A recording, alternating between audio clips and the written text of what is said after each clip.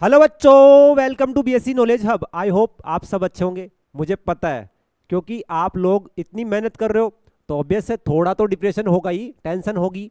कोई दिक्कत नहीं है, एक बार एग्जाम हो जाए सब लोग फ्री हो जाओगे और फिर दोबारा जब नेक्स्ट एग्जाम आएगी तब सोचेंगे। यही बात हो रही है दिमाग में। हाँ, मुझे भी लगता है, क्योंकि तुम जो एग्जाम दे रहे हो, कभी मैंने भी एग्जाम दी होगी, हम भी यही सोचते थे कैसे भी करके एग्जाम हो जाए ताकि नेक्स्ट एग्जाम की सोचेंगे बाद में, तब तक फ्री हो जाएंगे। ठीक है, तो हम जो पीवाईक्यू की एक सीरीज सोल्व कर रहे हैं उसी में हमारा नेक्स्ट जो क्वेश्चन है उसकी बात करते हैं। सो नेक्स्ट क्वेश्चन हमारे पास है, लांगराज सूत्र से सिद्ध कीजिए। अभी हमने जो लास्ट क्लास है उसमें लांगराज फॉर्मूले के बारे में थोड़ा पढ़ा है, वहां कैसे क्वेश्चन को सोल्व करते हैं वो भी पढ़ा है। अब जो क्वेश्चन बना हुआ है वो हमारे पास नया क्वेश्चन आया है, और इस तरह के क्वेश्चन काफी टाइम पूछ भी सकते हैं एग्जाम में, क्योंकि इस तरह का क्वेश्चन काफी इंपॉर्टेंट होता है अपने आप में। ठीक है, सो क्वेश्चन जो है हमारे पास है y nought is equal to 1/2 bracket y1 plus y minus 1, यही है, minus 1/8 bracket 1/2 y3 minus y1 minus 1/2 y minus 1 minus y minus 3। इस टाइप का क्वेश्चन है जो ये हमारे पास 2022 में पूछ रखा है। सो क्वेश्चंस काफ़ी इंपॉर्टेंट है, और देखा जाए तो क्वेश्चंस देखकर भी लगता है कि हाँ यार ऐसा क्वेश्चंस पूछ सकता है। ठीक है, सो इसी सीरीज में इसको सोल्व करते हैं। कैसे सोल्व करेंगे पहले वो सोचते हैं। तो देखो, सबसे पहले तो आप क्वेश्चंस पे ही आप थोड़ा सा दिमाग लगाओगे तो आपको दिख रहा होगा कि सर यहाँ पे क्या लिखा हुआ है, लांगराज फॉर्मूला यूज करना है। ये तो आपको समझ में आ गया होगा। लांगराज फॉर्मूला यूज करना है तो पहले आपको याद होना चाहिए कि लांगराज फॉर्मूला है क्या। फिर आप ये समझोगे सर यहाँ पे x nought, x one, x two, अगर लांगराज फॉर्मूला आपको याद है तो वहाँ पे किस किस की जरूरत है, हमें एक्स नोट की जरूरत है, एक्स वन की जरूरत है, एक्स टू की जरूरत है, एक्स थ्री की जरूरत है। ये तो आपको समझ में आ ही रहा होगा हमें किस किस की जरूरत है। बिल्कुल सर, हमें समझ में आता है, आप तो बताओ क्या करना है। फिर सर बोला कि एफ ऑफ एक्स नोट भी चाहिए, एफ ऑफ एक्स वन भी चाहिए, एफ ऑफ एक्स टू भी चाहिए। सर जितनी वैल्यू चाहिए वो सब हम निकाल लेंगे, आप बताओ क्या मदद करें आपकी, यही बात सोच रहे होगे। ठीक है, तो मैं आपको फॉर्मूला लिखता हूं और फिर आप उसके बाद में बात करते हैं, है ना। तो सबसे पहले आपको पता है फॉर्मूला क्या होता है, एफ ऑफ एक्स, या फिर आप इसे वाई एक्स भी लिख सकते हो, सेम ही बात है। ठीक है, इज इक्वल टू क्या आएगा sir, x minus x note होता है, इसके बाद में sir x minus x one हो जाता है। ऐसा ही होता है क्या? बिल्कुल नहीं, ये क्या है, गलत लिख दिया हमने। क्यों? क्योंकि यहां होता है 1 और यहां होता है 2। यहां क्या आएगा सर, x1, और यहां होता है x2। बिल्कुल सही बात है। फिर क्या आता है सर, फिर आता है सर बिल्कुल लास्ट में आ जाता है x माइनस एक्स एन आ जाता है। और अपॉन में बात करें तो हमारे पास क्या आ जाता है, हमने कौन सा पॉइंट छोड़ दिया, एक्स नोट, तो एक्स नोट नीचे आ जाता है। तो यहाँ क्या आ गया, x naught minus x one. फिर क्या आएगा sir, x naught minus x two, और देन आफ्टर क्या आ जाएगा, x naught minus x n आ जाएगा, यही होगा। ठीक है सर, हम तो फॉर्मूले में सर यहाँ लिखते हैं कि एफ ऑफ एक्स नोट। पिछली जो लास्ट क्लास में आपने क्या बताया था, यहाँ एफ ऑफ एक्स नोट। तो मैं आपको एक चीज बताता हूँ, f of x nought is equal to होता है वाई एक्स नोट, और एक्स वाई एक्स नोट की जो भी वैल्यू होगी वो आप यहाँ रख सकते हो। चाहे आप एक्स नोट की वैल्यू 1 हो तो 1 रख सकते हो, -1 है तो -1 रख सकते हो, इसमें कोई दिक्कत वाली बात नहीं होनी चाहिए। ठीक है, तो ये बात आप समझते जाएंगे आगे आगे और हम लिखते जाएंगे। ठीक है, तो ये बात समझ गई होगी हम क्या कर रहे हैं यहाँ पे, F of x note plus, फिर क्या लिखोगे सर, बोले हम लिखेंगे बाद में एक्स माइनस एक्स नोट, फिर क्या होगा एक्स माइनस एक्स टू, फिर सर फिर बोला एक्स माइनस एक्स एन फिर से आ जाएगा हमारे पास, और लास्ट में क्या आ जाएगा हमारे पास, नीचे देखेंगे तो हमारे पास बन जाएगा sir x one minus x naught, फिर बनेगा sir x one minus x two, and so on x minus x n आ जाएगा। और लास्ट में यहाँ जो पॉइंट आएगा वो क्या आएगा सर, बोले सर हमारे पास ये बन जाएगा, हमारे पास एफ ऑफ एक्स वन बन जाएगा। यही कहानी होने वाली है। ठीक है सर, बिल्कुल यही होने वाली है, और आगे भी जो भी टर्म होंगी वो भी आ जाएंगे, कोई दिक्कत नहीं है सर। पर सर कहाँ तक सोल्व करें, हमें कैसे पता लगेगा कितनी टर्म लिखे हम, तो वो टर्म डिसाइड करेंगे हमारे पास यहाँ कितने पॉइंट गिवन है। अब सर हमें तो यहाँ पॉइंट देख के ही नहीं समझ में आ रहा कौन सा पॉइंट है, तो बिल्कुल अभी समझ में आ जाएगा मैं किस लिए बैठा हूँ। अगर आप यहाँ देखो तो आपके पास कौन कौन से पॉइंट दिख रहे हैं, 1 दिख रहा है, -1 दिख रहा है, 3 दिख रहा है, -3 दिख रहा है, 4 ही पॉइंट दिख रहे हैं। बिल्कुल सर 4 ही दिख रहे हैं। पहले हम लिख लेते हैं इनको। तो सर हमारे पास 1 है, -1 है, 3 है, -3 है। मुझे ये बताओ इनमें सबसे छोटा पॉइंट कौन सा है, सर -3। बिल्कुल सर -3 है, तो इसको आपने सबसे छोटे नंबर को आपने क्या मान लिया, एक्स नोट मान लिया। कोई दिक्कत सर, बिल्कुल कोई दिक्कत नहीं है। फिर बोला सर इससे छोटा इससे बड़ा नंबर कौन सा है, सर -1 है, तो हमने इसको क्या मान लिया, x1 मान लिया। फिर सर इससे बड़ा ऑब्वियस आपको पता है कि 1 होता है, तो ये आपने मान लिया x2 मान लिया। फिर सर इससे बड़ा तो हमने ये मान लिया 3, इसे मान लिया हमने x3। क्या आपको समझ में आ गया कि x नोट क्या माना हमने, x2 क्या माना है, x3 क्या माना है? सर बिल्कुल समझ में आ गया, आपने समझाया तो समझ में आ ही जाता है, ऐसा कुछ होता नहीं है। सो आप ध्यान दो, हमारे पास एक्स नोट की वैल्यू क्या है, -3 है, x1 की वैल्यू -1 है, x2 की वैल्यू हमारे पास 1 है और x3 की वैल्यू हमारे पास 3 है। बिल्कुल कोई प्रॉब्लम वाली बात नहीं है, ठीक है जी। तो चलो इसको लिख लेते हैं, इसी को लिखना स्टार्ट करो। क्या लिखा हुआ हमने, तो ठीक है आप यहाँ के, चलो नेक्स्ट पेज में लिख लेते हैं क्या ही है हमारे पास। तो आपको समझ में आया कि सर हमने क्या किया है, लेट कर लिया है कि एक्स नोट जो है वो हमारे पास क्या है, -3 है, x1 जो है हमारे पास -1 है, x2 जो है हमारे पास सर 1 है और x3 जो है हमारे पास 3 है। x2 हो गया ना, x3 आ गया, ठीक है बिल्कुल सही है सर, कोई दिक्कत नहीं। हमने x नोट की वैल्यू फाइंड कर ली, x1 की फाइंड कर ली, x2 की कर ली, x3 की फाइंड कर ली, चारों पॉइंट हमें पता लग गए कौन से हैं। अब sir f of x note, f of x1, f of x2, f of x3 भी चाहिएगा, उसकी वैल्यू कैसे फाइंड करें। तो बिल्कुल कोई दिक्कत वाली बात नहीं है, आप समझ सकते हो। जैसे ही आपने sir f of x note रखा, इसका मतलब आपने क्या किया सर, f ऑफ -3 रखा, इसका मतलब वही बात है। अभी देखो आपको एक चीज समझ में आनी चाहिए इसको देख के हमारे क्वेश्चंस को, कि देखो हमारे पास अगर f of 1, f of minus यानी y1 y-1 रख रखा है, इसका मतलब हमारे पास f ऑफ x को उन्होंने कन्वर्ट कर रखा है किस फॉर्म में। मैंने बताया था कि f ऑफ x को हम लिख सकते हैं yx, ये लिख सकते हैं, ठीक है। सेम एज यहाँ क्या लिखेंगे, y-3 लिख सकते हैं। बात समझ में आई कि नहीं आई सर, बिल्कुल आ गई। आप तो आगे बताओ क्या करना है। अगर आप f ऑफ x नोट को y-3 लिख सकते हो, तो आप f ऑफ x1 को क्या लिखोगे, f ऑफ x1 को क्या लिखोगे सर, बिल्कुल हम क्या कर लेंगे, y x1 की वैल्यू हमें पता है क्या है सर, -1, यही है। यहाँ पे क्या आएगा, f आएगा, यही बात है ना, f आएगा।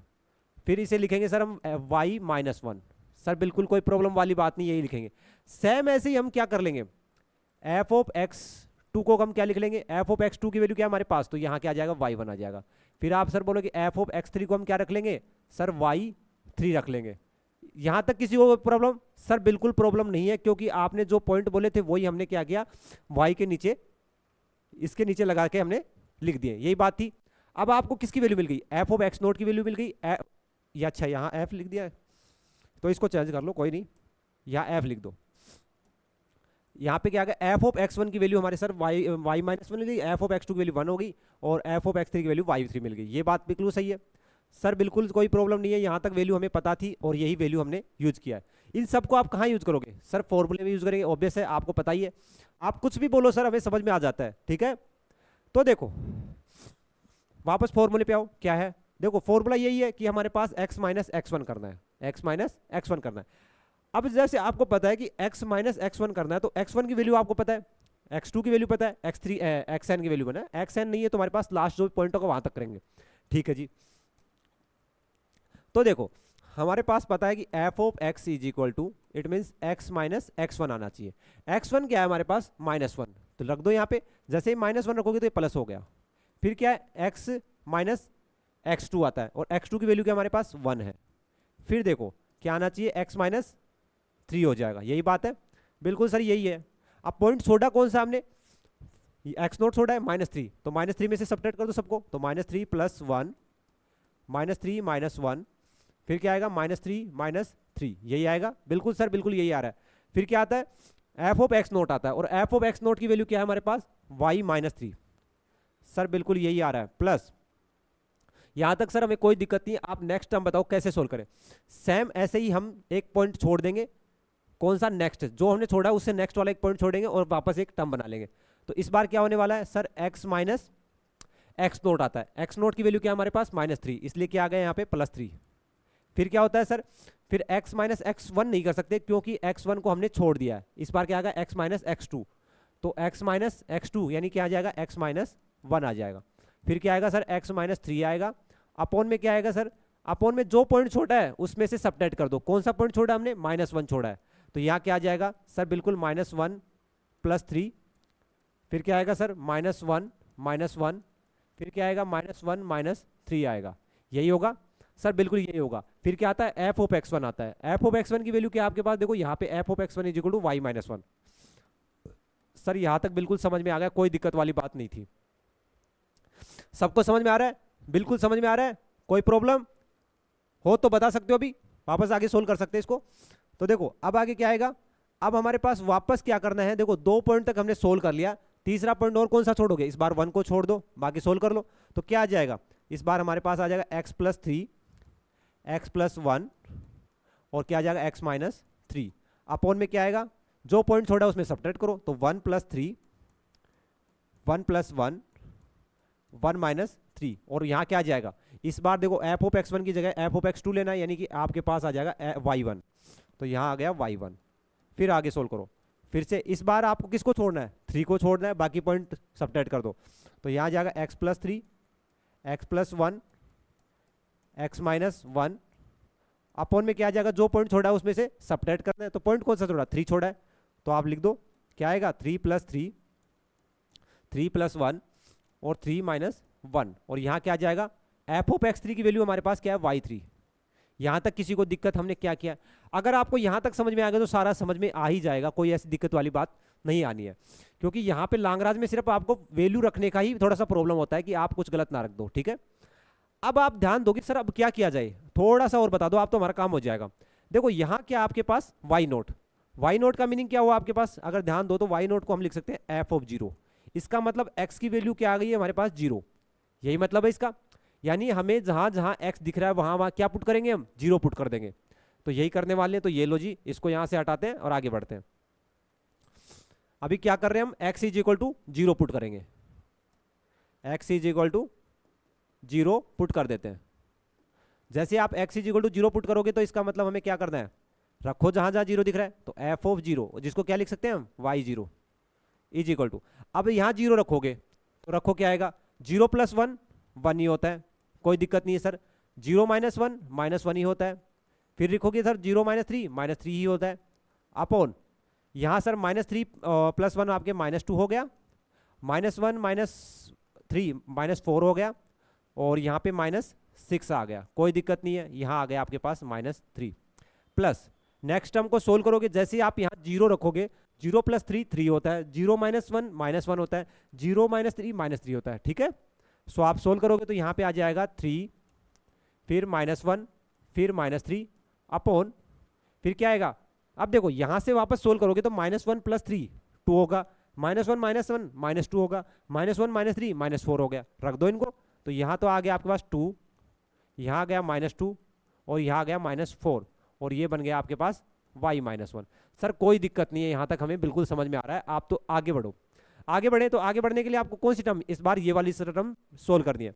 इस टर्म में आओगे तो यहाँ x की जगह 0, तो यहाँ बन गया 0 + 3 3 बन गया, 0 + 1 1 बन गया, 0 - 3 -3 बन गया और यहाँ सोल्व कर लो तो 1 + 3 4 1 + 1 2 और 1 - 3 -2 रख दो वैल्यू।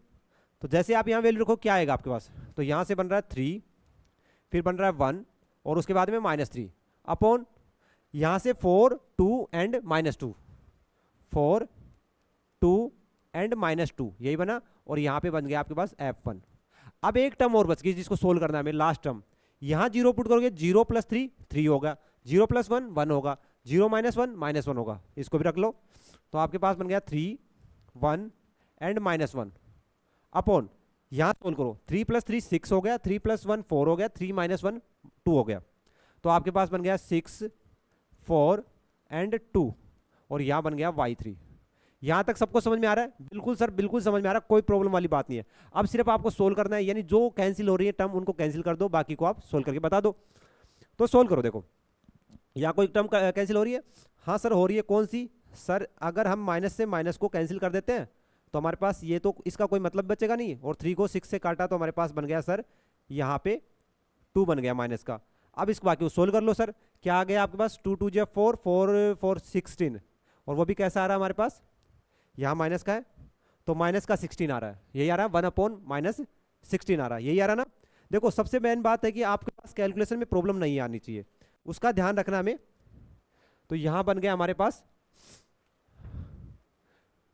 y0 = -1/16 y-3, यही बना मैं, ठीक है सर कोई दिक्कत नहीं है। आगे सोल्व करते हैं अब इसको। तो देखो इस बार इसको सोल्व करो, यहाँ से कोई कैंसिल हो रहा है सर, यहाँ तो हमें कोई दिख ही नहीं रहा, कोई दिख नहीं रहा, तो हम देखो माइनस माइनस प्लस, तो ऊपर वाली टर्म पूरी प्लस की होगी, 3 3 9 हो गया, कोई दिक्कत नहीं है। यहाँ पे भी सर माइनस माइनस प्लस हो गया और 16 हो गया, ठीक है। तो हमारे पास क्या है 9/16 आ गया प्लस 9/16 16 आ गया, और यहाँ क्या आ गया सर, -1 आ गया। आगे की टर्म सोल्व करते हैं हम, देखो इसको सोल्व करो, देखो यहाँ पे ऊपर देखो दिखते ही मेरा 3 3 9 हो रहा है, और नीचे भी माइनस है तो माइनस से माइनस कैंसिल हो गया, और यहाँ पे 16 बन रहा है। तो हमारे पास बन गया +9/16y1 बन गया। आगे बढ़ाते हैं, देखो क्या मिलेगा हमें। यहाँ से देखो एक ही माइनस है, इसलिए माइनस की टर्म तो बननी ही बननी है, और यहाँ से 3 से 6 को डिवाइड करोगे 2 आएगा, मतलब 16 बन जाएगा हमारे पास। तो हमारे पास बन गया -1/16y3। ये लो जी, आपने सोल्व किया और आपके पास ये टर्म बन के आ गई। देखो सबसे इंपॉर्टेंट बात है कि आपके कैलकुलेशन में गलती नहीं होनी चाहिए। अगर एक बार गलती हो गई कैलकुलेशन में, तो आपके लास्ट टर्म तक गलती ही आएगी और सही आंसर नहीं बन पाएगा। तो ध्यान रखें कि कैलकुलेशन में कोई गलती ना हो, ठीक है। सो हम इसको सोल्व करना चाहते हैं, तो अब क्या किया जाए, हमें क्वेश्चंस के अकॉर्डिंग अगर ध्यान दें तो हमें कैसा बनाना, देखो हमें बनाना है कि हमें y1 और y-1 इन दोनों को ऐड करके 1/2 बाहर आना चाहिए, एक बात ये। दूसरा, ये बाकी टर्म को हम एक साथ सोल्व करेंगे, ऐसे ही करेंगे। तो देखो ऐसी टर्म बनेगी कैसे, उस पर ध्यान देते हैं। तो एक तरीका है, अगर आप दिमाग लगाओ तो क्या हम इसको ऐसे लिख पाएंगे, -1/16 y-3, कोई दिक्कत नहीं है, ये तो सर सेम ही है। आगे बात करो सर आप, तो यहाँ पे 1/2 -1 प्लस 1/16 y-1, क्या इसमें कोई प्रॉब्लम है सर? है क्या, हमें समझ नहीं आया। एक बात बताओ कि 1/2 प्लस 1/16 कितना होता है सर? एलसीएम लेंगे तो 16 आएगा, और 2 का डिवाइड देंगे, यहाँ 8 और यहाँ 1, तो ऐड करेंगे तो 9/16 आएगा। सर कोई दिक्कत नहीं है, वापस वही आ रहा है, तो मतलब हम लिख सकते हैं इसको, कोई दिक्कत वाली बात लगी नहीं लगी, ठीक है। आगे बढ़ते हैं, इसको ब्रेक कर लो, तो 1/2 y1 हो गया, और यहाँ पे भी 1/16 1 हो गया, और लास्ट टाइम हमारे पास 1/16y3 हो गया। यहां तक किसी को कोई प्रॉब्लम? सर बिल्कुल भी प्रॉब्लम नहीं है, आपने बता ही दिया क्या ही किया हमने, तो ये हमने सोल्व कर लिया यहां तक, बिल्कुल सही है।